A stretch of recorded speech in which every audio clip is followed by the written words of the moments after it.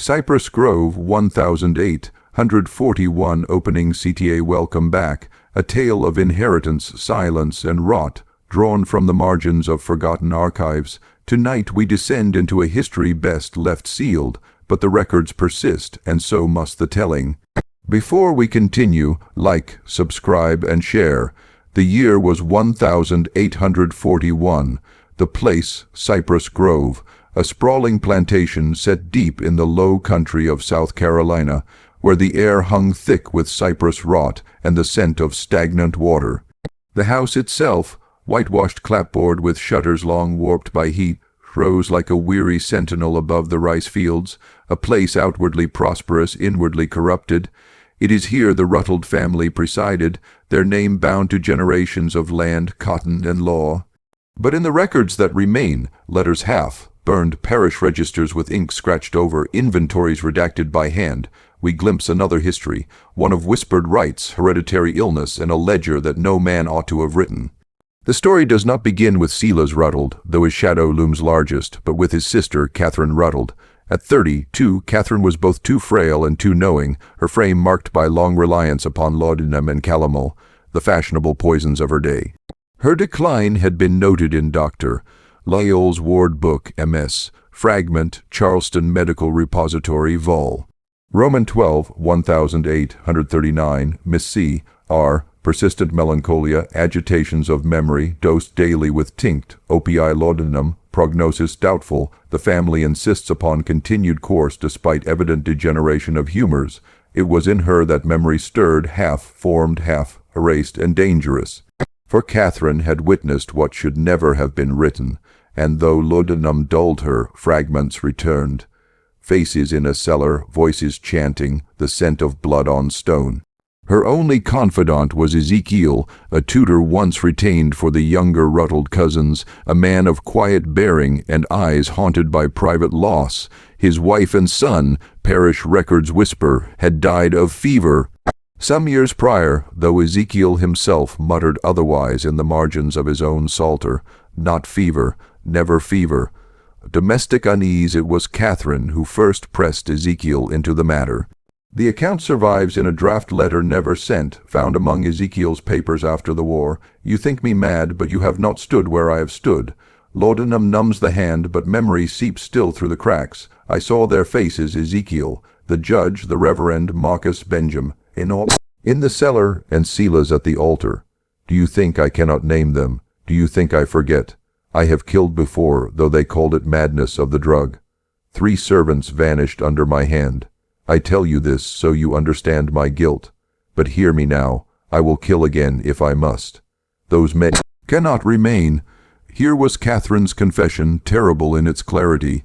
She named her enemies, Judge Pelham, Reverend Crenshaw, Marcus Fanning, Benjamin Lyell, each a man of standing, each known to have supped at Cypress Grove. And above them all, her brother Silas. It was more than vengeance. Catherine sought the destruction of the brotherhood itself, the circle that gathered in the hidden cellar of the house. She knew its routines, its guards, the ledger kept in its iron, clasped binding. She remembered dimly the chanting that accompanied its opening. The risk of speaking thus was mortal, yet Ezekiel in his grief did not turn from her. Instead he offered his hand. An oath was sworn between them, though it is noted in Ezekiel's diary only by the faint drawing of 2 hands clasped. Instruments and recovery, the weeks that followed, were a torment. Ezekiel resolved to free Catherine from the grip of mercury and laudanum, that her mind might recover enough to withstand what lay ahead. The process was brutal. Laudanum was replaced by degrees with herbal decoctions, valerian root, chamomile, milk thistle. Mercury calomel was withheld, though the withdrawal brought tremors, sweats, and visions that left her shrieking through the night. One torn leaf of Ezekiel's journal bears only the ink-scrawled note. She cries for the draft. I answer with valerian, better madness than silence. 3 nights no sleep. Her improvement was slow, but it came. By the 2nd week, Catherine could walk unaided, could recite passages from memory, and above all, could recall with greater coherence the cellar beneath Cypress Grove. The ledger, the cellar itself, was no ordinary storehouse. Catherine described to Ezekiel its stone steps worn to hollows, its low ceiling blackened with smoke, its racks of robes with crimson trim, the altar scarred by knife and flame, and above all the ledger, 2 feet high, 18 inches wide, bound in dark leather, clasped with metal. The ledger contained the records of the brethren's rites, transactions of blood and secrecy, names of those who attended in Charleston, Savannah, New Orleans, Richmond.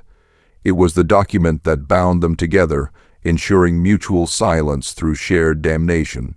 Marginal note, copied in a later hand, the ledger was the true master. They guarded it more fiercely than their own wives. Whoever held it held them all. Catherine insisted they must seize it. Ezekiel resisted at first, for to step into that cellar was to invite discovery. Yet Catherine's resolve prevailed. Without the ledger, their testimony was mere slander. With it, the brotherhood might be exposed entire. The opportunity would come in May. Silas, she said, was due in Charleston for 3 days beginning the 14th.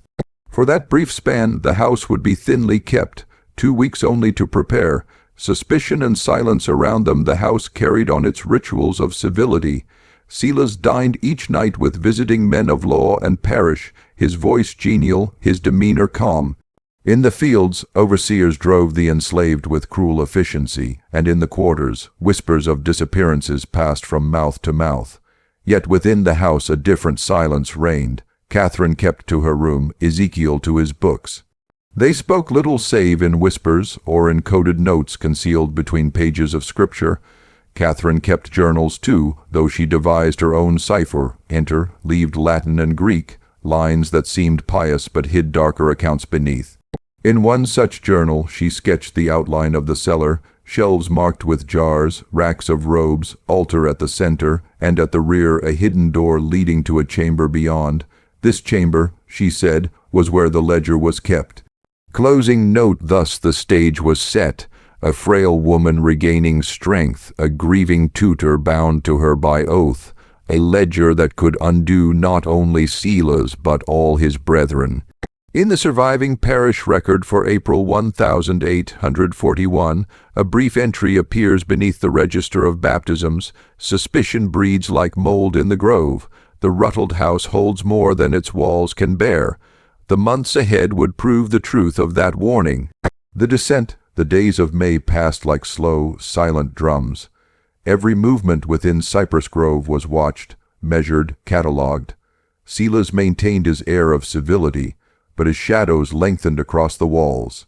Ezekiel had learned to anticipate the steps of the house, the rhythms of the overseers, the habits of Silas' visiting brethren. Every creak of floorboard, every cough in the hall was noted and remembered. Catherine, now clearer of laudanum, moved with careful precision. She did not yet leave the house, though she paced her room at night, plotting, reviewing the sketches of the cellar and the hidden chamber where the ledger lay. She recounted the positions of the brethren during previous rituals, the men who swore to silence, the long knives wrapped in crimson cloth, the small table of candles that flickered like restless eyes. Ezekiel watched her work, silent, always calculating. He had made careful observations of the enslaved people in the quarters, which could be trusted, who would follow a subtle signal, who carried hidden tools from the fields. He made lists, kept maps of the property, and measured distances and sightlines with the obsessive patience of a man determined to survive the impossible. Marginal note in Ezekiel's journal: trust must be earned in whispers. A single slip and all is lost. The preparations were meticulous. Catherine taught Ezekiel to recognize the subtle marks of the house's occupants, which doors were rarely checked, which staircases creaked under weight, which windows gave enough light to see without alerting a passerby. They practiced moving silently at night, shadows among shadows, until even the wind could not betray them. They also gathered tools.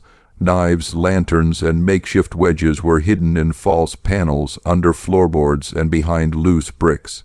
Ezekiel found an old key from the laundry wing that might unlock a door leading near the cellar. Every item was inspected for sound, weight, and practicality. Failure was fatal. Mistakes could not be corrected. Recruiting allies, Catherine did not act alone. Over the first week of May, she quietly visited neighboring plantations under the guise of errands. She spoke to the enslaved people she knew from childhood, her presence remembered from a time when fear had been a constant companion. In hushed voices, she described the rituals she had witnessed, the ledger that recorded their every crime, and the opportunity that had arisen, a chance to strike, to reclaim the power stolen from them for generations. She found those who were willing to follow, those who had seen children and family vanish without explanation, those who had been brutalized under the guise of property and obedience. 23 men and women hardened by years of labor, steeped in the knowledge that their lives were considered worthless, pledged themselves to her cause. Axes, hammers, scythes, even farm tools became weapons. What they lacked in training they made up in the single-minded determination of the oppressed. Excerpt from Catherine's journal ciphered, translated, "They will follow the night, not me. They know their cause. Their fury is righteous. No man will stop us if the night bends our shadows." Ezekiel approved each choice, observed the hidden marks they made to signal readiness, ensured that every ally knew the risk. Silence was paramount. Discovery meant death, not just for them, but for the mission. The house watches despite their careful preparations. The house never slept. One overseer, Turner, had an uncanny ability to appear without sound. Another, Millard, lingered near the cellar steps at odd hours, sniffing for mischief. Ezekiel mapped their routines. Turner usually began his rounds near midnight. Millard lingered until 1:30 a.m. before retiring. Catherine's room became a war room. She pinned sketches to the walls, the locations of hidden doors, of light shafts, of closets where supplies could be stored. Each night, she and Ezekiel reviewed the map, counting the steps to the cellar, the distances between overseers, the likely placement of candles and knives in the ritual chamber. Ezekiel studied the brethren themselves. Selah's arrogance was his weakness. He did not consider the possibility that anyone could oppose him successfully. He assumed obedience. His faith in his own ritual, in the secrecy of his group, blinded him to the very vulnerability that Catherine and Ezekiel were exploiting. From Ezekiel's journal, arrogance is a sword that cuts its owner first. He does not see the trap because he does not see me, not truly. The first test on May 14th, the opportunity arrived. Selah's left for Charleston, accompanied by Judge Pelham and Marcus Fanning. The house was thinly staffed. Only 3 brethren remained, plus overseers and servants bound by routine rather than suspicion. Catherine and Ezekiel moved at night, lanterns dimmed, footsteps silent, shadows stretched long against the whitewashed walls. The first challenge was the cellar stairs. Each step had been smoothed by years of foot traffic, and any misstep would alert the overseers below. They descended slowly, counting breaths, listening to the distant sounds of frogs and owls in the swamp beyond the garden. At the cellar door, Catherine paused. "Here," she whispered, "beyond this is the ledger. Every ritual we've feared, every life stolen, recorded in that book. Are you ready?" Ezekiel nodded, gripping the lantern and dagger he had hidden beneath his coat. "We go together." Inside the cellar, the chamber smelled of mildew and candle smoke. Shadows leapt across stone walls, and racks of robes swayed gently, stirred by a draught. Ezekiel's heart pounded. Catherine's hand was steady on his arm. They moved toward the rear chamber, the one Catherine had sketched, and found the ledger where it had always been. Bound in iron clasp, thick and heavy, the leather worn smooth by decades of handling. As Ezekiel reached for it, a noise, a step too loud, made them freeze. Millard's voice, questioning and suspicious, drifted down the main staircase. Catherine pulled Ezekiel into the shadows. They held their breath, hearts pounding. The overseer passed, silence returned, the ledger was theirs. Ezekiel held it in his hands, feeling the weight of history, of cruelty, of secrecy. Catherine whispered every name, every date, every crime. "Remember them all. We carry it now." The plan solidifies with the ledger in their possession. They returned to Catherine's room. The next step would require patience. They would study its contents, commit its layout to memory, and plan the strike that could destroy the brethren at Cypress Grove. Each detail mattered. how the brethren gathered, how they positioned themselves, the timing of candles and knives. They also wrote contingency plans. If discovered, if someone sounded the alarm, if fire erupted in the cellar, each step had a response. Escape routes mapped, allies posted, signals agreed upon, every eventuality considered. Marginalia in Ezekiel's journal. Preparation is the shadow of survival. The night bends only to those who bend with it. In these hours, they were no longer tutor and madwoman, no longer master and former slave. They were conspirators, strategists, and avengers, bound by oath and by the shared knowledge that the next few nights could either end the tyranny of the brethren or end them. And somewhere, high in the main house, unseen eyes observed, Sela's return would mark the beginning of the final test, for he had left, but the house had not relinquished its shadows. Every door, every step, every servant became a potential threat. Catherine and Ezekiel had prepared for every possibility, but the brethren, even diminished in number, were still men who had traded in cruelty for decades. The coming confrontation would demand more than courage. It would demand precision, timing, and an understanding of justice forged in fire. The reckoning the night of June 3rd arrived, heavy and oppressive. Cypress Grove seemed to hold its breath, the wind through the trees whispering secrets of what was to come. The house stood like a monument to centuries of cruelty, its whitewashed walls gleaming faintly in the moonlight, yet hiding shadows that promised terror. Ezekiel and Catherine moved silently through the house, dressed in simple black, the tools of their plan concealed beneath loose coats.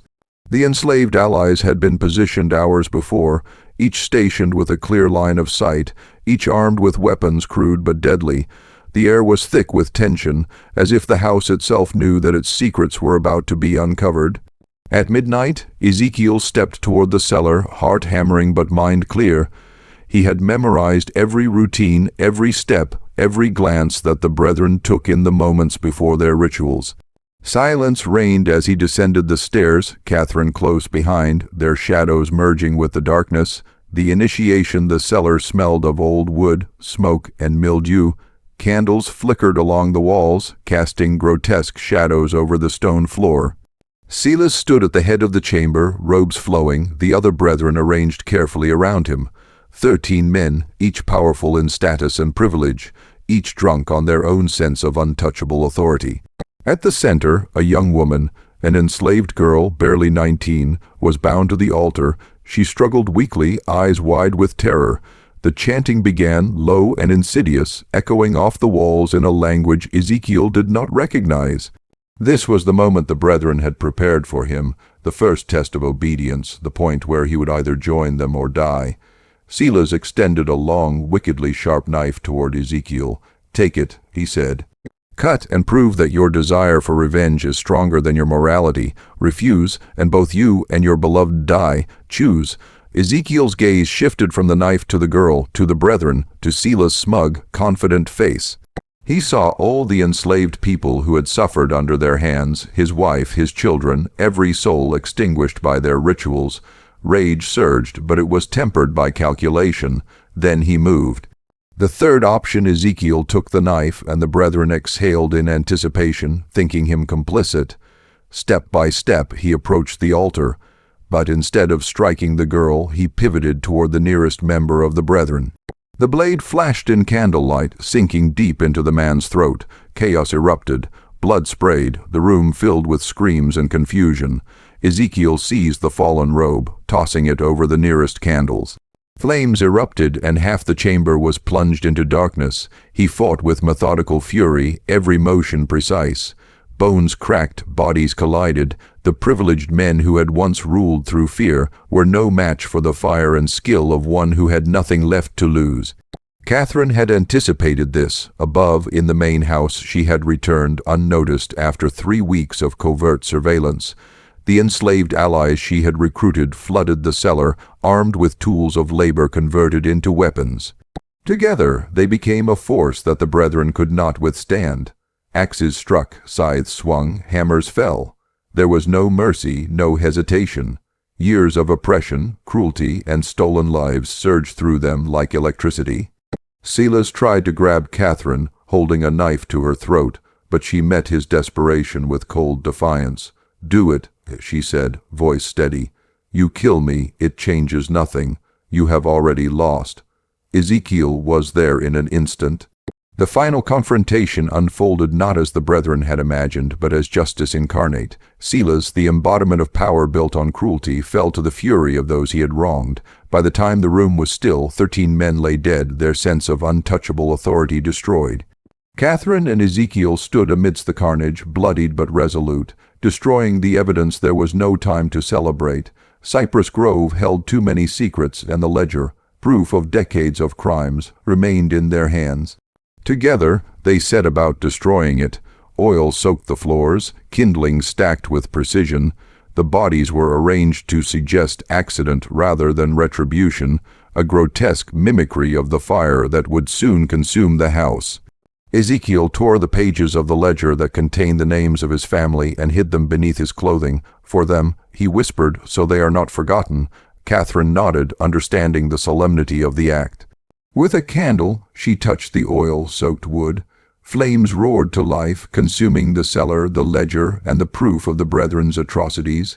They fled, stepping into the yard as the fire grew, smoke curling into the night sky. The enslaved allies dispersed, vanishing into the shadows, returning to their plantations with nothing to tell. Silence, obedience, survival. These were their tools now. The aftermath as the sun rose. Cypress Grove was reduced to ruins. Catherine and Ezekiel, exhausted and bloodied, stood apart, watching the flames devour the legacy of cruelty. "What will you do now?" Catherine asked, eyes scanning the blackened timbers. Ezekiel held the paper with his family's names. "Go north," he said. "Disappear. Use the chaos to build a network that helps others escape. Protect them from the kind of cruelty we've seen." Catherine nodded. "I will document everything. We may never see justice in the courts, but the truth. Someone will find it someday." And then they parted. Catherine north toward Charleston and eventually Philadelphia. Ezekiel west toward the frontier, where enslaved people could vanish into communities that asked no questions. They never saw each other again.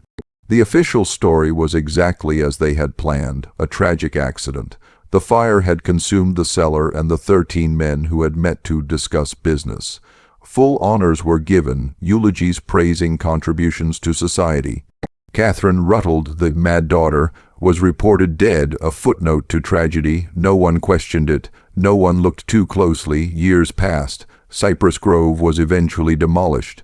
New buildings arose. Life covered the past with the present. Yet whispers persisted, stories told in quarters late at night of a plantation where masters burned, of the woman and the man who had made it happen. The legend of Catherine and Ezekiel grew, morphing with every telling, yet keeping its core. That cruelty has consequences, that the powerless may hold the most dangerous power of all, the power of memory and witness. In 1863, Union troops discovered tunnels beneath the land, bones in the nearby swamp, and markings hinting at the rituals once conducted there. But the war moved on, and the evidence was buried once more. In 1971, during demolition, a journal was found, sealed in a wall, detailing names, dates, and crimes. But it vanished before it could be decoded, either destroyed or taken by descendants protecting family secrets. The truth lingered, waiting for eyes that could see, for hands that could uncover, for justice that might finally be remembered. Catherine and Ezekiel had vanished into history, leaving only fire and memory in their wake, proving that power built on cruelty is never solid, and that even the most oppressed can wield the most dangerous power, the power to act, to witness, and to refuse to forget. Ashes and echoes years passed, yet the shadow of Cypress Grove never fully lifted. The plantation, reduced to charred ruins, became a cautionary tale whispered among the enslaved communities, though always in hushed voices, in corners where the master's ears could not reach. Children grew up hearing the story of the fire, of the woman and the man who had dared to strike back, and the legend morphed with each telling. In Charleston, Catherine had established herself quietly, a ghost in plain sight. She carried with her the ledger's secrets, coded and preserved, each page a testament to the atrocities that had occurred and the names that must never be forgotten. She moved cautiously, blending with merchants, travelers, and abolitionists who spoke in coded phrases about freedom and escape. Every night she would read the ledger, deciphering the coded entries she had memorized over years, translating cruelty into memory, suffering into knowledge. She mapped the networks of the Brethren, the locations of other plantations complicit in similar crimes, and slowly began to form a hidden network of her own, a web of people willing to protect, to hide, to save those who had no power. Ezekiel, meanwhile, had vanished into the western frontier. He found refuge in communities where enslaved people had fled, towns built quietly along rivers and in dense forests, places the authorities rarely searched. Using the money he had carefully accumulated from his father's accounts, he purchased false papers, provisions, and weapons for those he could help escape. He became a shadow, a rumor among the oppressed, the man who had survived the Brethren, the one who had seen injustice and refused to bow. Despite the distance, Catherine and Ezekiel's work remained connected. Messages, subtle and encrypted, traveled between the North and West, maintaining the delicate balance of secrecy. Each story of escape, each life saved, was a tribute to the fury and courage that had erupted in that cellar at Cypress Grove. The whispered truth in the years following the fire, the official records of Colleton County maintained their tragic fiction. 13 men had died in a terrible accident. Catherine Ruddled, the mad daughter trapped in her room, had perished alongside them. Newspapers printed the story with solemn sympathy, praising their contributions to society, their industriousness, their civility. Yet in the slave quarters, whispers told a different story. Elders told the children of a woman who had survived her father's tyranny, of a man who had confronted his family's killers and lived to protect others. They spoke of the fire that consumed Cypress Grove, of the 13 men who had thought themselves untouchable, and of the night justice arrived not in courtrooms but in the hands of the oppressed. These stories became legend, passed down as cautionary tales and sources of hope. Some doubted them, dismissed them as myths born of grief and rage. Others believed, their faith strengthened by the knowledge that power built on cruelty was never absolute, and that those who seemed powerless could wield the most dangerous strength of all. Even decades later, the story endured. Families who had suffered at the hands of the Brethren shared it quietly. It became a bond between those who remembered, a silent testament to courage, resistance, and survival. The journal in 1971, during demolition work on the land where Cypress Grove had once stood, construction crews discovered a journal sealed meticulously within a wall. The leather cover was cracked and worn, the pages brittle but intact. It contained details of the rituals, the names of victims, the dates, and the horrifying acts conducted by the Brethren. Historians rushed to study it, but the journal had been encoded in ways even the experts struggled to interpret. Before anyone could fully decode it, the manuscript vanished. Some say descendants of the Brethren removed it, protecting their family's secrets. Others believe it was Catherine or Ezekiel, ensuring that it would not endanger the people who had survived the fire or the network they had built. Rumors persisted that the journal still exists, hidden away, waiting to be discovered when the time is right. Its revelations preserved for those who can handle the truth, those who might finally bring to light the deeds of men who had thought themselves untouchable. The legacy of resistance the descendants of the enslaved people who had fought alongside Catherine and Ezekiel carried forward the legend. They moved quietly across the South, telling stories in whispers, embedding warnings and courage into the hearts of each generation. Some became abolitionists, others found ways to influence local communities, and a few became scholars and writers, passing down knowledge under the guise of fiction. Catherine continued to work toward justice from the shadows. She never sought recognition or wealth. Her goal was preservation of truth, the protection of those still vulnerable, and the exposure of cruelty when possible. Every life saved, every story told, every coded ledger entry hidden in plain sight, was her way of ensuring that the Brethren's crimes would not be forgotten, even if the world at large never knew the full story. Ezekiel did the same. His name was never written in history books, but his actions reverberated across plantations and settlements. He became a figure of quiet legend, the man who had faced monsters and survived, who had refused to bend to the systems of cruelty that had destroyed his own family.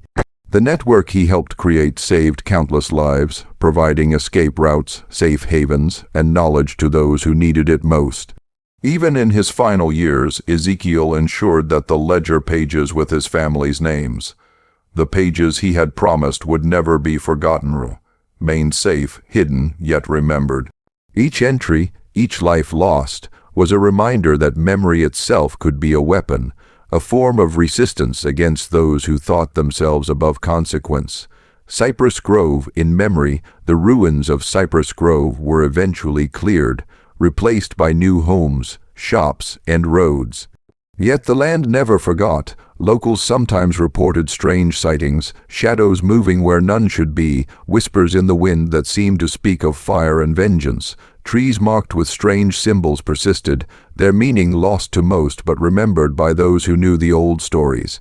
Historians, treasure hunters, and curious souls occasionally searched the area, hoping for evidence of the past, but it remained elusive. Bones, artifacts, remnants of ritual, some found, some hidden, some deliberately erased. The truth, as Catherine had understood, existed not just in records but in stories, in memories, in the collective consciousness of those who had survived. In those stories, Cypress Grove became more than a plantation. It became a symbol, the night justice came to men who had believed themselves untouchable, the night the powerless became powerful, the night fire and courage reshaped history, if only in secret. The final reflection: history would remember some things, forget others. The official records would never capture the full horror of the Brethren, the courage of Catherine and Ezekiel, or the countless lives changed by their actions. But in the quiet corners of history, among those who remembered, the truth persisted. Power built on cruelty is never absolute. Secrets kept in darkness eventually find light, and the people deemed powerless often hold the most dangerous power of all, the power of witness, the power of memory, the power of refusing to forget. Catherine and Ezekiel, though separated by miles and years, left an indelible mark on the world.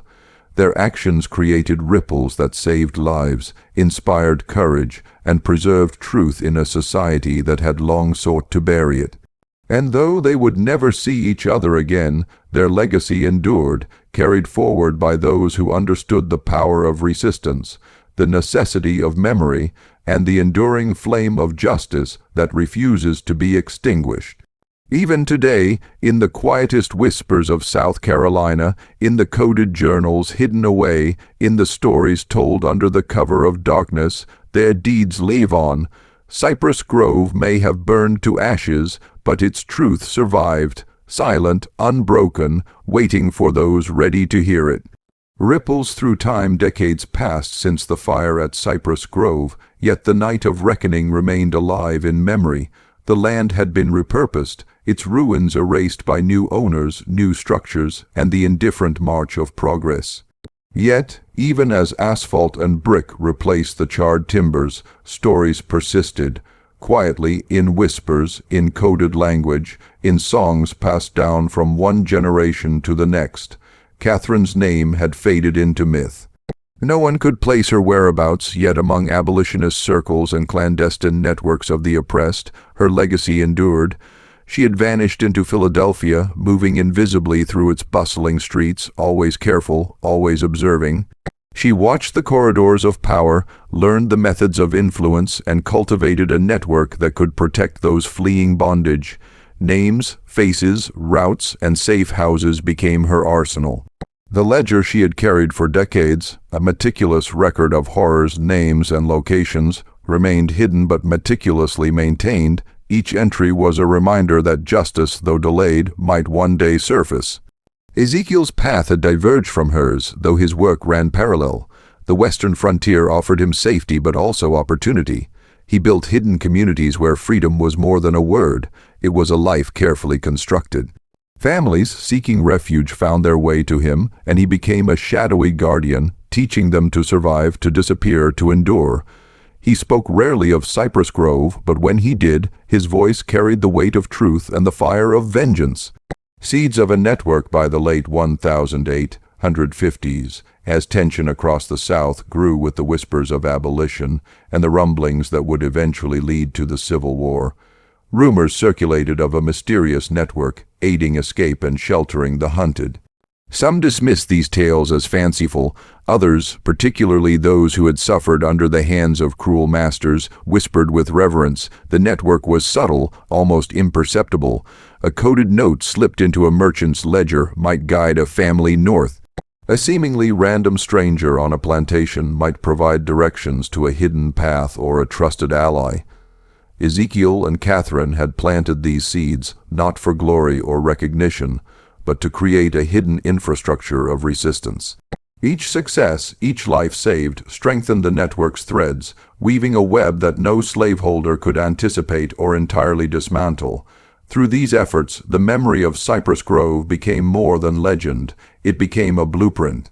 Those who followed the whispers learned the geography of survival, the rhythm of secrecy, and the value of intelligence over brute force. And though Catherine and Ezekiel were never seen together again, their shared purpose continued to shape the lives of thousands. Echoes in the war. When the Civil War erupted in 1861, the groundwork Catherine and Ezekiel had laid proved invaluable. Escapes increased, networks expanded, and Union sympathizers discovered secret allies in unlikely places. Letters in code, passages hidden in plain sight, and safe routes established decades earlier allowed countless people to flee the tightening grasp of slavery. Union soldiers occasionally found evidence of these hidden sanctuaries: a carefully concealed tunnel beneath a barn, a note directing a family to a sympathetic neighbor, a coded ledger detailing routes north. None could identify the originators, and over time, the stories blurred into legend. A man and a woman who had dared to challenge the powerful, whose hands had burned and yet healed, whose actions had created ripples felt long after their departure. Though the war brought destruction and upheaval, it also provided opportunities. Catherine's network reached into the cities and ports. Ezekiel's influence spread through the frontier communities. Both understood that survival was a strategy, and freedom was only attainable through careful planning and relentless vigilance. The mystery of the ledger, even as the war ended and the South began to reconstruct itself, whispers of Cypress Grove endured. Archaeologists, historians, and treasure hunters occasionally stumbled upon fragments of the past, charred pages, coded messages, remnants of ritual sites, and bones in swampy soil. Yet the journal itself, the ledger detailing names, rituals, and betrayals, remained elusive. Some claimed it had been destroyed, others believed it had been hidden by Catherine, Ezekiel, or those who survived the fire. Rumors suggested it had passed from hand to hand, preserved secretly within families who understood its value. Over the decades, various accounts hinted that the ledger still existed, waiting for a time when its contents could be revealed safely. But every attempt to recover it ended in failure. Like the fire itself, the ledger seemed to exist both as truth and myth, tangible and unattainable, a ghost in history. Even in the 20th century, tales persisted. Elderly storytellers in South Carolina spoke of Cypress Grove with reverence and fear. They described a night when the masters were brought low, when the powerless rose, and when justice came with fire and fury. Children listened wide-eyed, absorbing the story as history and legend, never fully separating fact from fiction. The legacy of defiance, the legacy of Catherine and Ezekiel, was not only survival, it was empowerment. Those they had helped, taught, and inspired carried forward the principles they had embodied: courage, intelligence, and the refusal to bow to cruelty. Communities across the South found ways to resist oppression, using networks, coded messages, and silent rebellion to survive and thrive. In Philadelphia, Catherine quietly documented the story of Cypress Grove, encoding the ledger in a complex cipher. She planned for a time when the truth could be safely revealed, when the world might finally know what had occurred. She never sought recognition, never wanted to be remembered publicly, but she understood the importance of truth surviving in some form. Ezekiel, too, understood. He trained others in survival, in secrecy, in resilience. The frontier became a sanctuary for those who might otherwise have been lost. He never stopped mourning his family, never forgot the blood spilled at Cypress Grove, yet he converted grief into action. Each life saved was a tribute to those who had perished, and a promise that their deaths would not be in vain. Whispers across generations. By the mid-20th century, the story of Cypress Grove had become part of local folklore, whispered in stories, songs, and coded messages between descendants of the enslaved. The details of the brethren, the fire, and the ledger were murky, obscured by time, yet the core truth persisted. Power built on cruelty was never absolute, and those deemed powerless could wield unimaginable influence. Occasionally, those with a keen eye or a historical curiosity would find traces of the past. An old wall hiding a secret, a journal coded in obscure ciphers, markings on trees long abandoned. But the full story remained just out of reach. The mystery was intact, and perhaps deliberately so. Catherine and Ezekiel had ensured that while truth could survive, it would not be used recklessly, and justice would remain a careful balance between exposure and preservation. Even today, decades later, the lessons of Cypress Grove resonate. Those who know the story understand that resistance can take many forms, that courage often operates in silence, and that memory itself can be an act of defiance.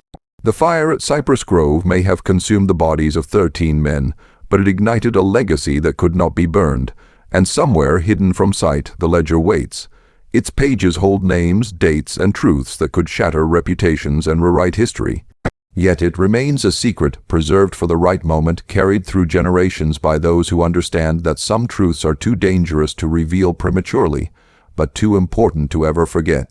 Catherine and Ezekiel are gone, their names lost to history, yet their actions echo through time. Their courage, their strategy, and their unwavering commitment to justice have rippled outward like waves from a stone cast into water, touching lives they would never meet, shaping stories that would never be told in full, ensuring that even in a world built on cruelty, the powerless can wield the greatest power of all, the power to remember, to resist, and to reclaim their humanity. Cypress Grove may have burned, but its story and the legacy of those who defied it lives on, waiting to be discovered, remembered, and honored. Secrets Unearthed. The year was 1971. The South had changed, yet the land retained its memories. Modern construction crews tore through old plantations, leveling the remnants of a past long buried. In Colleton County, a small team worked to demolish an abandoned brick structure, what little remained of Cypress Grove. As jackhammers shattered walls and the air filled with dust, one worker's shovel struck something solid within the wall of the old cellar. It was a tin box, sealed tight, the metal rusted but remarkably intact. The crew pried it open, revealing a bundle of papers, bound carefully and wrapped in oilcloth. The edges were yellowed with age, and the ink had faded but remained legible. Among the documents were journals, ledgers, and coded entries, recording names, dates, and events that had been hidden from the world for over a century. Word spread quickly. Historians, curious locals, and a few journalists descended on the site. The discovery was sensational. A plantation's dark secret preserved in detail, chronicling the horrors of a clandestine society, their rituals, and the fire that had consumed Cypress Grove in 1841.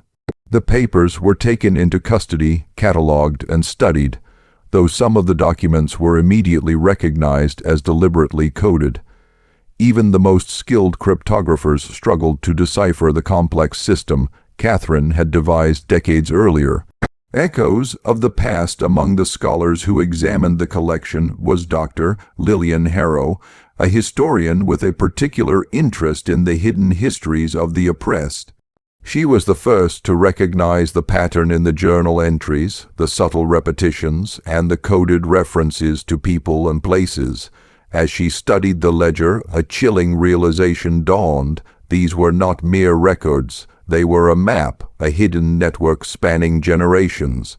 Each name, each notation, each ciphered instruction was an intentional thread in a tapestry of resistance. Dr. Harrow became obsessed. Nights were spent poring over the ledger, tracing routes, identifying coded instructions, and connecting fragments of stories preserved orally among local communities. The more she studied, the more she realized that the fire at Cypress Grove, though devastating, had not ended the legacy of those who had survived. Catherine and Ezekiel had anticipated the possibility of discovery. Their meticulous records were meant to outlive them, to survive when the world had almost forgotten, to reveal the truth when the time was right, or when someone worthy appeared. A legacy of resistance through the ledger, Dr. Harrow discovered references to the network Catherine and Ezekiel had built. Safe houses, escape routes, coded language, and hidden paths for enslaved people were all documented. The extent of their planning was staggering. Decades of foresight, careful observation, and strategic execution. It was more than a record of vengeance. It was a blueprint for liberation. The ledger also contained personal reflections. Catherine's writing revealed her unwavering commitment to justice, her meticulous planning, and her resolve to remain hidden while orchestrating acts of defiance from the shadows. Ezekiel's entries reflected the sorrow of loss, the weight of survival, and the determination to transform grief into action. These were lives lived in parallel, bound by a singular purpose, to ensure that those who had been powerless could wield power in their own way, even if only quietly, discreetly, and strategically. Mysteries that endure despite decades of research. Certain elements of the ledger remained indecipherable. Entire passages were encoded in a cipher that resisted even the most modern decryption attempts. Historians debated whether these were traps, secrets intended to die with their creators, or instructions left for future generations to discover when they were ready. The legend of Cypress Grove had already persisted orally, passed down from enslaved people to their descendants. Yet now, with tangible evidence in hand, the story gained credibility without losing its mystique. The ledger confirmed that Catherine had never gone to Philadelphia immediately after the fire, but had remained hidden, working strategically, while Ezekiel had fled west, establishing communities and networks that endured long after the Civil War. Some locals speculated that Catherine and Ezekiel had survived far longer than anyone realized, perhaps even into the early 20th century, quietly shaping events from behind the scenes. There was no proof of their final fates, only clues, mentions of mysterious benefactors, coded letters sent to aid freed families, and accounts of individuals whose sudden appearances in distant towns seemed impossibly well-timed. Lessons in power and memory. The discovery of the ledger prompted debates among historians, ethicists, and the public. How should such a record of atrocities and resistance be treated? What responsibility did society have to honor the memories of both the victims and the heroes who had acted in secret? Some argued that the ledger was evidence of crimes, capable of indicting descendants of the brethren, or at least exposing long-standing abuses. Others warned that the ledger's power lay precisely in its secrecy.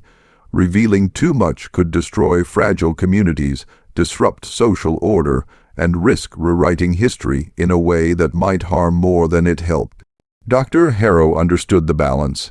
She recognized that Catherine and Ezekiel had carefully orchestrated events to preserve the story while safeguarding themselves and those they helped. She also realized that the ledger was a reminder of the enduring power of memory, the importance of resistance, and the consequences of cruelty. The document itself was a testament to foresight, resilience, and the intricate ways the powerless can influence history when they refuse to be forgotten. A modern-day echo. As Dr. Harrow continued to study the ledger, she began to notice something remarkable. Small markings, previously thought to be decorative or random, aligned with locations of known historical escapes, secret meetings, and safe houses. The ledger was not just a historical record. It was a map, a guide, and a network blueprint. Inspired, Dr. Harrow sought to trace these routes, connecting towns, hidden paths, and historical communities that had acted as sanctuaries. Each connection revealed the enduring impact of Catherine and Ezekiel's work: lives saved, families protected, and stories preserved. Their strategy had transcended time, illustrating that the power of knowledge, planning, and courage could ripple across generations. Even in the late 20th century, their actions continued to influence descendants who had inherited fragments of the network. Some never knew the original architects' identities, only that hidden assistance had allowed them to survive and flourish. Others held stories, objects, or coded papers passed down through families, ensuring that the lessons of Cypress Grove would endure. The ledger's final mystery eventually, as often happens with such artifacts, the ledger itself vanished from public records. Some claimed it was stolen, perhaps by descendants of the Brethren seeking to protect their ancestors' secrets. Others believed it was deliberately hidden by those who recognized its power and understood that its revelations could be dangerous in the wrong hands, yet even as the ledger disappeared, its influence persisted. The story of Cypress Grove, Catherine, and Ezekiel had already woven itself into the cultural consciousness. Local legends, oral histories, and subtle acts of resistance continued to echo the deeds of those who had dared to defy tyranny, proving that even when the physical evidence is lost, memory, courage, and strategic action can leave a permanent mark on history. Truth beyond records today, scholars continue to debate the full extent of what occurred at Cypress Grove and the true reach of Catherine and Ezekiel's work. Some believe the ledger survives, hidden in plain sight or buried in forgotten archives, waiting for someone with the knowledge, patience, and courage to find it. Others accept that the ledger's true value lies not in its physical form, but in the stories, memories, and legacies it created. Cypress Grove, once a place of unspeakable cruelty, became a symbol of defiance. The fire that consumed its walls did not erase the truth. It ignited a legacy. Catherine and Ezekiel's actions remind us that power is never absolute, that justice can be found in unexpected ways, and that those deemed powerless can wield influence that shapes generations. The past is never truly gone. Sometimes it waits quietly, encoded in papers, whispered through generations, hidden in plain sight, and when it emerges, it reminds the world of what courage, strategy, and the refusal to submit can achieve, even against overwhelming odds. Catherine and Ezekiel are long gone, their lives a mystery, their fates unknown. Yet their story endures. Their power was not in wealth, in titles, or in dominance, but in memory, strategy, and action. In the end, it is not the powerful who are remembered, but those who choose to act when the world demands courage, even when they must do so from the shadows. The fire at Cypress Grove was only the beginning.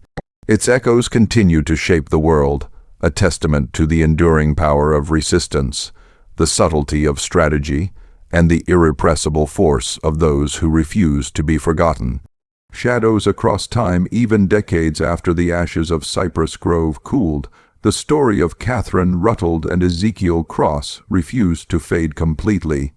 In towns and villages scattered across South Carolina and beyond, whispers persisted, tales told quietly by families who had received help at crucial moments, mysterious assistance that allowed enslaved people to escape, to survive, and to eventually tell the story. These were not mere stories of heroism. They were blueprints of resilience, hidden in plain sight, waiting for those perceptive enough to recognize them. By the mid-20th century, the United States had changed. The Civil War had ended, slavery had been abolished, and Reconstruction had promised progress, only to fall short in many places. Segregation and systemic oppression remained, but the remnants of Catherine and Ezekiel's network persisted quietly. Families who had benefited from their foresight had kept the knowledge alive, passing it down as cryptic instructions, safe routes, or coded warnings, always careful to avoid attracting unwanted attention. The coded legacy in 1943, A historian named Thomas Kersey stumbled upon letters in an attic in Charleston. These letters, carefully folded and annotated, reference the paths we must follow, and the safe houses hidden beneath the earth. The handwriting was elegant yet precise, almost machine-like, betraying the mind of someone meticulous and strategic. Kersey realized that these were not ordinary correspondences. They were part of the coded system Catherine had devised. He traced the addresses and landmarks mentioned in the letters and discovered connections to descendants of enslaved families who had been mysteriously assisted in escaping from danger. Some had fled to northern states, others to frontier communities in Alabama and Mississippi. Even during the height of segregation, when travel for African Americans was perilous, these families had found sanctuary, proof that a network, decades in the making, had endured. Kersey published a small pamphlet detailing his findings, though he wisely left the codes unbroken, wary of public exposure. The historian's work rekindled academic interest in the legendary figures of Catherine and Ezekiel, prompting some scholars to revisit accounts of Cypress Grove. Yet even Kersey could not fully unravel the secrets left in the ledger that had disappeared in 1971. The network lives on by the 1960s, during the height of the civil rights movement. Descendants of those once aided by Catherine and Ezekiel began to quietly form local networks to assist one another. Though unaware of the full history, the principles remained the same: protection, secrecy, and strategic action against those who sought to harm them. In some towns, mysterious benefactors provided shelter, resources, or guidance to activists, often anonymously.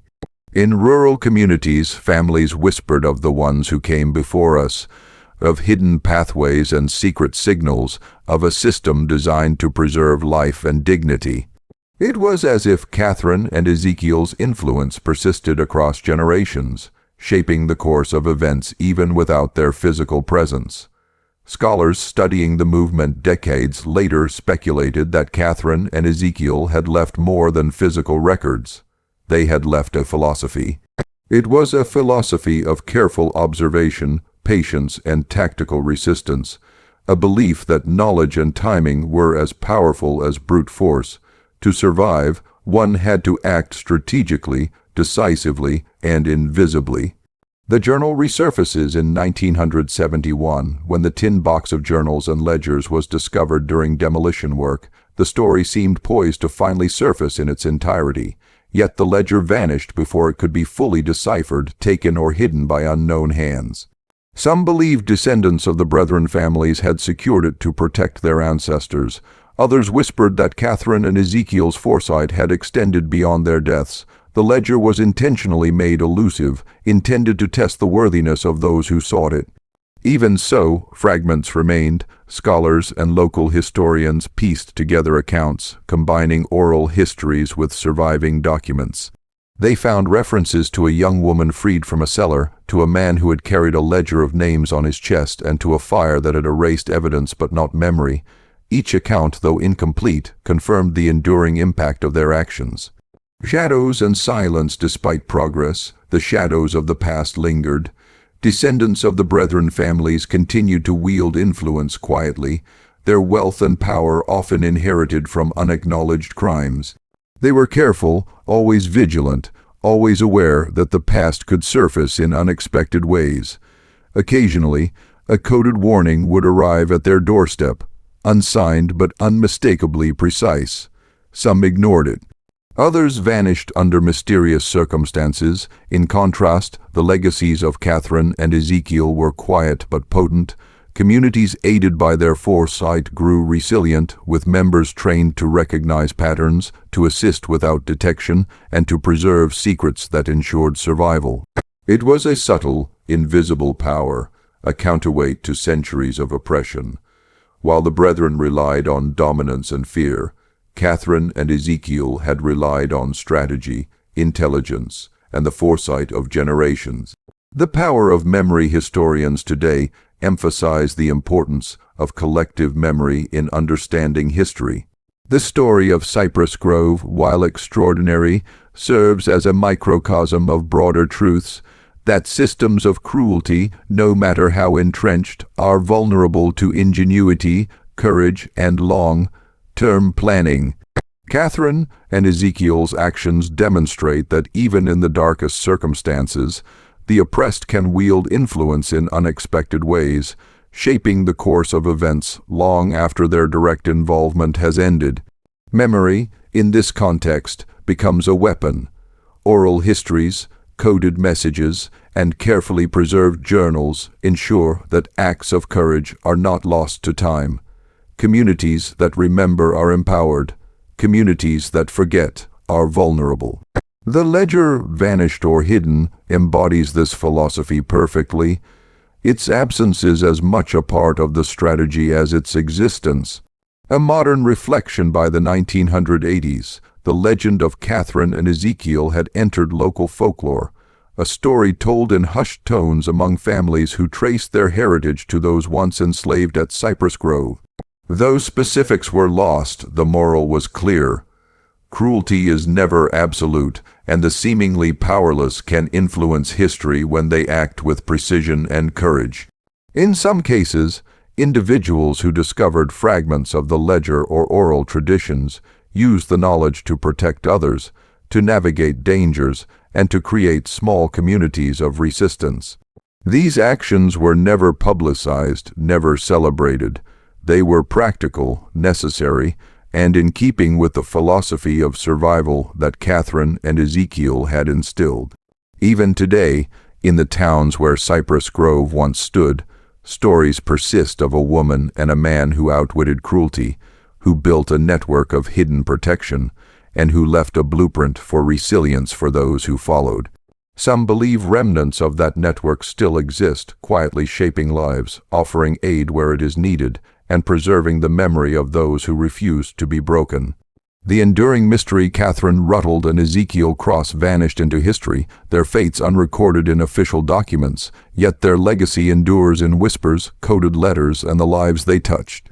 The ledger, possibly still hidden somewhere, symbolizes the intersection of memory, strategy, and justice, a tangible reminder that power built on cruelty is never permanent and that resistance, even when invisible, can leave indelible marks.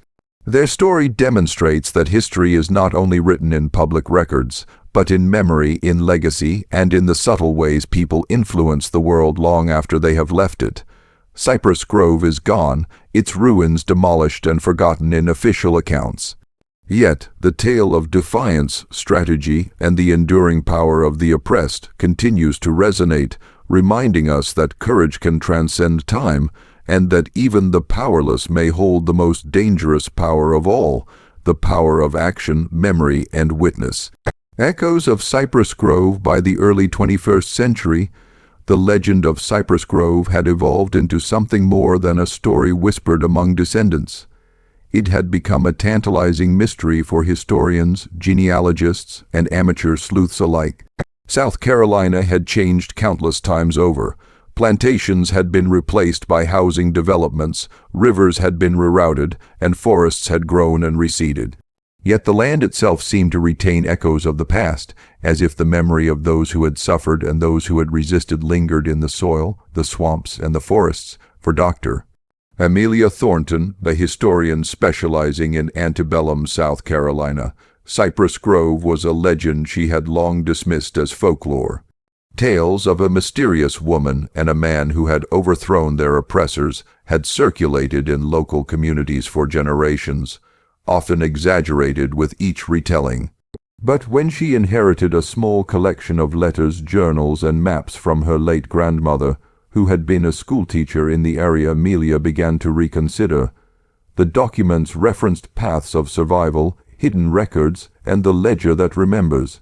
Some were fragments of code, others mere references to the plantation's ruins. Yet collectively, they painted a picture that mirrored the whispered stories of Catherine Ruttles and Ezekiel Cross. A hidden map Amelia spent months piecing together the scattered clues. A faded map of Colleton County, marked with symbols barely visible to the naked eye, suggested the locations of old tunnels beneath the land where Cypress Grove had stood. Notes in the margins described safe points, coded instructions, and the locations of long-buried artifacts, some of which matched references to the lost ledger. Her heart raced as she realized that these weren't merely stories. Someone had meticulously documented the rebellion, and fragments of that documentation had survived hidden in plain sight. She consulted local archives, cross-referenced property records, and interviewed elderly residents whose families had been in the area for generations. Patterns emerged: families who had survived inexplicable hardships, descendants who spoke of ancestors receiving mysterious aid, and the occasional anecdote about a network that never forgot. These coincidences could have been imagined, but the convergence of physical clues and oral histories was undeniable.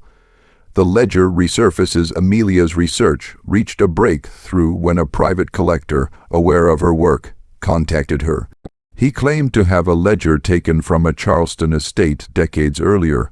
It was small, leather, bound and sealed with a lock that bore strange symbols. According to the collector, it had been kept in a hidden compartment within a wall of an old plantation house, possibly part of the broader network Catherine had built. With trembling hands, Amelia examined the ledger. Though the lock prevented her from opening it immediately, the embossed leather bore faint markings she recognized from the old codes she had been studying. This was no ordinary document. It was the very record that had chronicled the deeds of Catherine, Ezekiel, and their adversaries. The ledger was alive with history, waiting for someone to interpret its lessons. A modern network. As Amelia delved deeper, she discovered that Catherine and Ezekiel's philosophy had not entirely vanished. Community organizers in Charleston, Savannah, and rural Alabama unknowingly continued a version of their network, helping those in danger, providing resources, and passing on knowledge discreetly.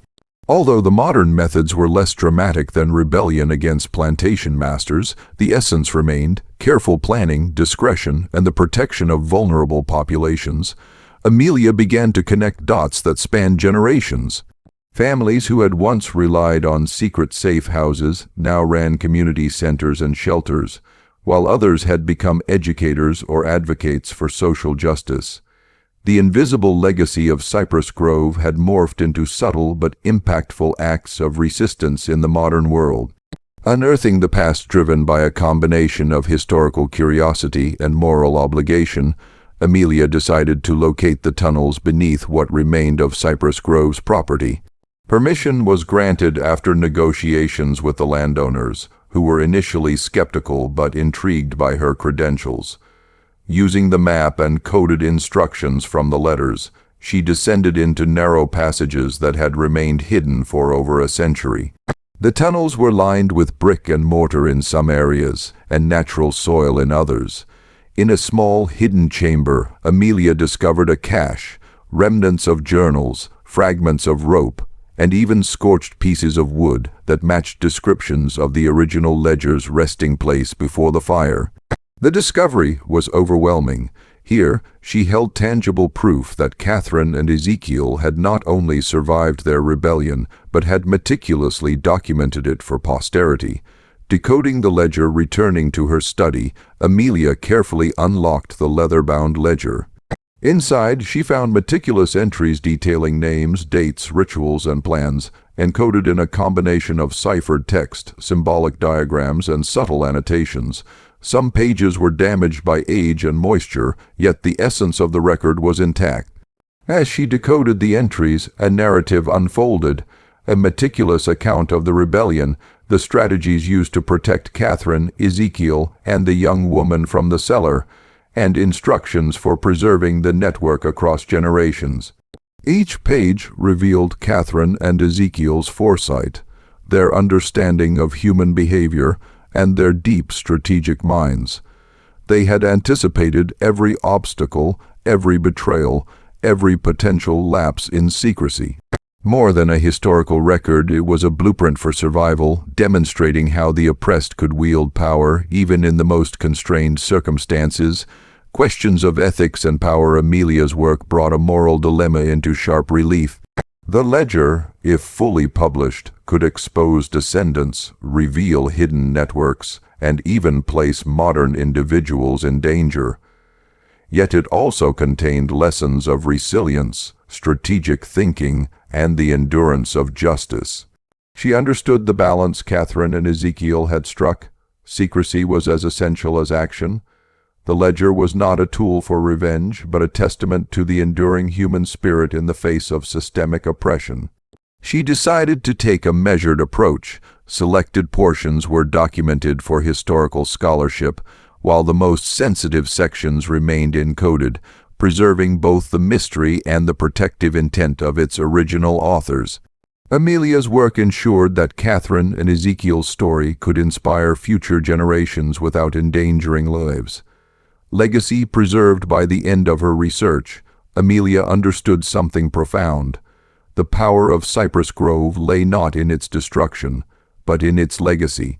Catherine and Ezekiel had transformed their trauma into a system that protected others, turning personal loss into strategic resistance.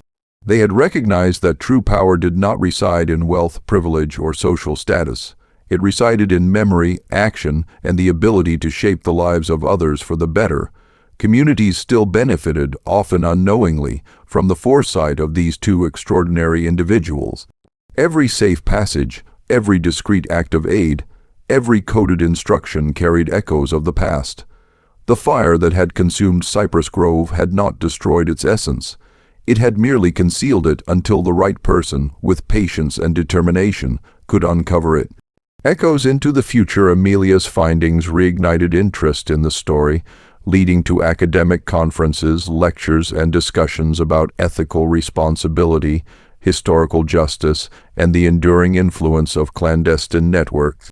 Yet even as scholars debated, the ledger remained partially encoded, a reminder that history is not fully owned by anyone. It is lived, preserved, and interpreted across generations. And somewhere, in towns, cities, and rural communities across the South, the descendants of those once aided by Catherine and Ezekiel continued the network. They were ordinary people with extraordinary legacies, quietly guiding, protecting, and preserving lives in ways that no history book could ever fully capture. The story of Cypress Grove, long buried in secrecy and fire, had emerged once more, not as a mere tale of revenge or rebellion, but as a living testament to the endurance of strategy, memory, and courage. The power of the seemingly powerless had transcended centuries, leaving an indelible mark on history, waiting for those perceptive enough to see it and brave enough to act upon it. The ledger's shadow. Amelia Thornton had thought her work was complete. The ledger had been decoded in part, archived safely, and shared with a small circle of trusted historians. Its secrets were preserved, its lessons partially revealed. But history has a way of refusing confinement. 2 months after her excavation at the old Cypress Grove site, she received an anonymous email, no name, no signature, just a short message: "You have something that belongs to us. Return it, or there will be consequences." Her first reaction was disbelief. Who could know? How could anyone know? She had shared the ledger with no one outside her immediate academic circle. She checked her apartment, her office, even the storage facility where the ledger was kept. Everything was untouched, no signs of forced entry, yet the message carried a threat she could not ignore. A network of shadows. As she dug deeper, Amelia began noticing anomalies. Her phone was occasionally dead, her email showed traces of tampering, and she saw unfamiliar vehicles parked near her office during late hours. Someone was watching, following, tracking. The ledger's presence had awakened dormant interest. The centuries-old network Catherine and Ezekiel had built wasn't merely historical. It had living descendants fiercely protective of their legacy. Amelia realized that the ledger wasn't just a document. It was a talisman of power, proof of knowledge that could disrupt modern institutions. The encoded sections contained names, locations, and instructions for hidden safe houses, connections that still mattered. In the wrong hands, this knowledge could be weaponized, misused, or exposed, potentially endangering lives connected to the network. A stranger in the night one evening, while returning from the university archives, Amelia noticed a figure standing in the shadows near her apartment building. The streetlight flickered, casting the stranger in partial darkness. They were tall, cloaked in a long coat, their face obscured. Before she could react, the figure spoke in a calm, measured tone. "Dr. Thornton, we know what you found. We mean no harm, but the ledger must remain hidden. Its power is not yours to wield." Amelia's instincts screamed danger, but something in the voice carried authority, an unspoken knowledge of history and survival. "Who are you?" she demanded, keeping her hand near her bag where she had hidden the ledger's copy. "Guardians," the figure said, "descendants of those who survived Cypress Grove. We have protected this knowledge for generations. You have seen only part of what it contains." Amelia realized that Catherine and Ezekiel's network had never ended. It had evolved. And now she had become part of a story much larger than her research. A modern dilemma. The strangers, 3 in total, appearing over the following nights, explained the ledger's true purpose. Beyond documenting the rebellion and strategies for survival, it contained instructions for safeguarding those in peril, from the enslaved descendants to activists in modern times. They had hidden it to protect vulnerable populations, ensuring the network could operate without exposure. "You've already uncovered too much," one said. "If we leave it in your hands, it could be traced, stolen, or misinterpreted. And if misinterpreted, people die. We cannot allow that." Amelia faced a moral dilemma. She wanted the knowledge preserved, studied, and understood. She believed in transparency and education. Yet the network's survival relied on secrecy. Sharing it recklessly could destroy lives, undo decades of protection, and perhaps even jeopardize her own. Threats escalate. 2 weeks later, Amelia returned to her apartment to find the front door ajar. Inside, signs of intrusion were evident, papers scattered, drawers open, and her laptop gone. Her heart raced. Whoever had broken in wasn't looking for petty theft. They were searching for the ledger. A note lay on the coffee table, written in a precise, almost archaic hand. "You were warned. The ledger does not belong to you. Preserve it or perish." Panic surged, but Amelia's resolve hardened. She realized that the network had enemies too: modern-day opportunists who understood the historical power of the ledger and were willing to exploit it. Catherine and Ezekiel's meticulous planning, centuries later, had become a magnet for danger. The decision. Amelia contacted the descendants of the network, those who had approached her initially. They were cautious but understood the threat. After deliberation, they proposed a solution: a secure relocation and dispersal of the ledger's information, ensuring its lessons could survive without endangering anyone. The plan was intricate. Key pages would be digitized using encryption, hidden across multiple servers with multi-layered security protocols. Physical fragments of the ledger would be distributed to trusted historians under strict supervision, ensuring that the knowledge survived without creating a target. The ledger, in essence, would exist everywhere and nowhere at once, a living archive safeguarded by community vigilance. Hidden in plain sight, Amelia worked with the descendants for weeks, relocating the ledger and encoding its content. Each step mirrored the strategies Catherine and Ezekiel had employed: misdirection, secrecy, and careful observation. She marveled at how the network's principles had endured, centuries after its creation. The intrusion, she realized, had been a test. It wasn't just a threat, it was a lesson. The ledger's legacy was not about power for its own sake. It was about responsibility, discipline, and the protection of the vulnerable. Legacy in motion. Once the ledger was secured, Amelia reflected on the centuries that had passed. From Cypress Grove's fire to modern-day threats, the story of Catherine and Ezekiel had survived because it was rooted in strategy, foresight, and moral clarity. Their actions had created ripples that touched generations, and now, in the 21st century, she was part of that ongoing story. She understood that history wasn't static. It lived in choices, in careful actions, and in vigilance. The ledger's secrets, while hidden, continued to guide the network, just as the fire had preserved the essence of Cypress Grove decades earlier. The story was not one of revenge alone, but of survival, resilience, and the enduring power of the oppressed to shape their own destinies. Whispers and shadows in the weeks that followed. Rumors of the ledger's rediscovery spread quietly through academic circles and local communities. Most dismissed them as fanciful speculation. Yet a select few, those attuned to the lessons of history, recognized the truth. The ledger existed, encoded and preserved, its secrets waiting for the right moment to be revealed, when lives could be protected and history properly honored. Amelia knew her role was temporary. She was a guardian, not a custodian. One day, someone else would continue the chain, using the ledger's lessons to protect lives, uphold justice, and navigate the shadows between secrecy and survival. Catherine and Ezekiel's vision, centuries later, remained alive, a testament to the enduring power of witness, courage, and strategy.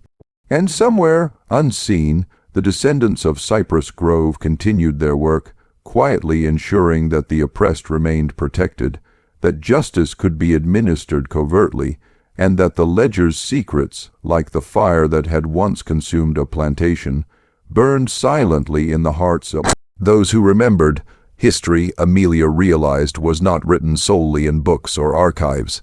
It lived in memory, action, and careful preservation.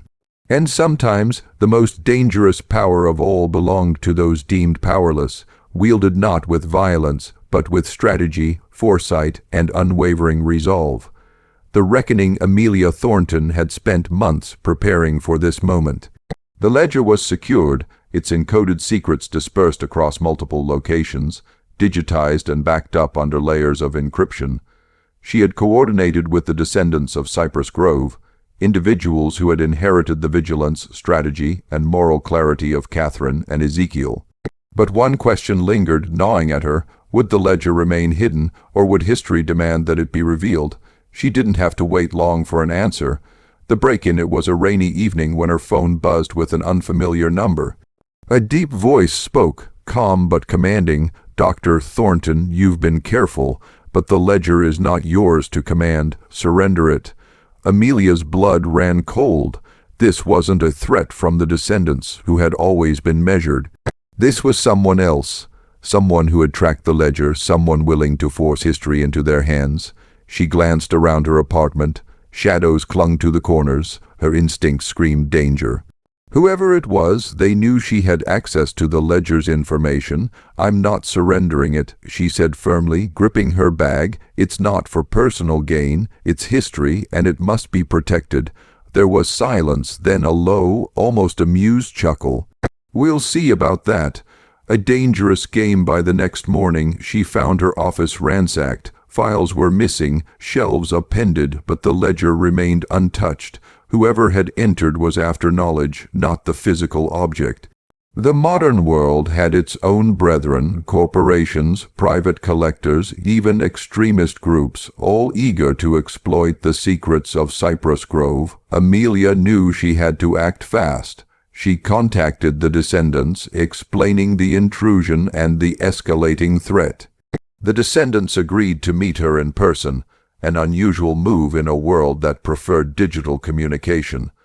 The meeting they convened in an abandoned warehouse on the outskirts of the city, a place chosen for neutrality and privacy. 3 descendants awaited her, all wearing subtle disguises to conceal their identities. They exuded the same quiet authority she had noticed weeks before, discipline honed over generations. "You've done well," said the eldest, a man in his late 50s. "But the ledger has drawn attention. Someone wants to control the story, to rewrite history in their favor. That is unacceptable." Amelia nodded. She understood. The ledger wasn't just a record. It was a key to power, the kind of power that had once built networks, destroyed lives, and shaped entire regions. If it fell into the wrong hands, the cycle of oppression could restart, centuries later. "What do we do?" she asked. "We make a choice," another descendant said.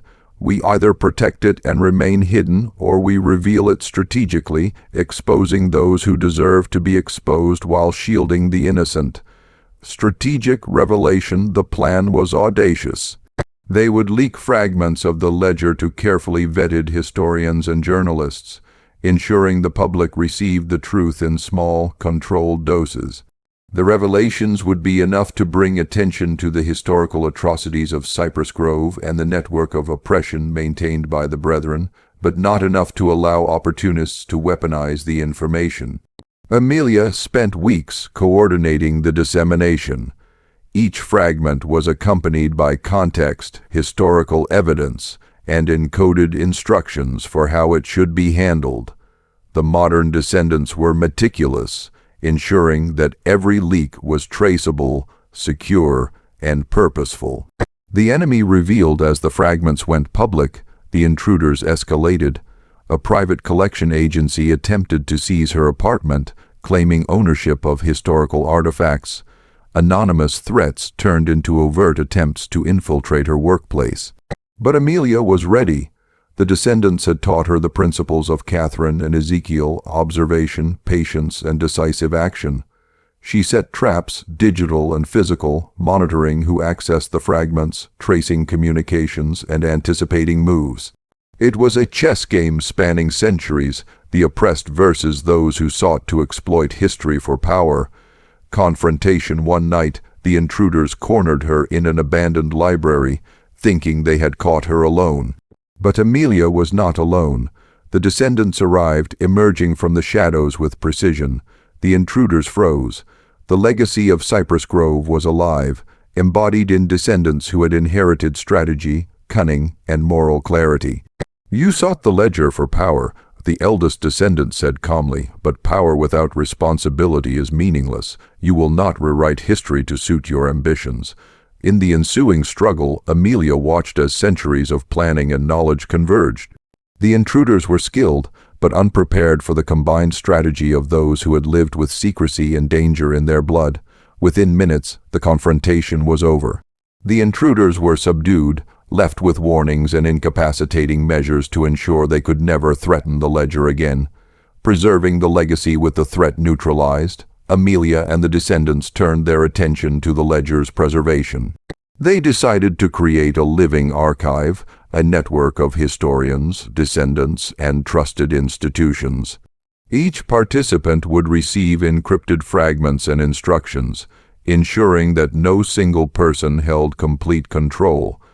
But the ledger's knowledge remained accessible for research, justice, and remembrance.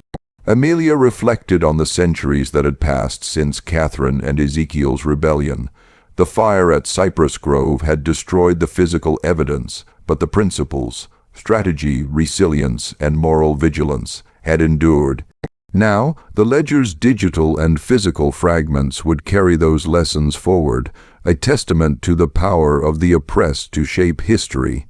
Legacy in action. Months later, Amelia presented a controlled exhibition at a historical society, showcasing fragments of the ledger alongside accounts of Cypress Grove, Catherine, and Ezekiel. The public was fascinated, unaware of the full depth of the network behind the scenes. Meanwhile, descendants continued their work quietly, monitoring threats, preserving the ledger's secrets, and using its knowledge to help those in peril. The lessons of Cypress Grove had transcended time. The powerless, when organized, could wield profound influence. History was not merely recorded. It could be shaped by those who remembered, who acted, and who refused to forget. Amelia knew she had been part of something extraordinary. The ledger had survived centuries of fire, secrecy, and attempted exploitation. She had seen firsthand that justice was not always delivered in courts, and truth did not always live in archives. Sometimes it lived in people willing to bear the burden of memory and action, bridging past and present. Final reflection. In a quiet moment, Amelia visited the ruins of Cypress Grove, now a patch of overgrown land. She placed a single wildflower where the plantation house had stood. She thought of Catherine and Ezekiel, of the enslaved people who had risen in revolt, of those who had carried their legacy through generations. History, she realized, was never fixed. It was a living, breathing entity, shaped by witness, memory, and courage.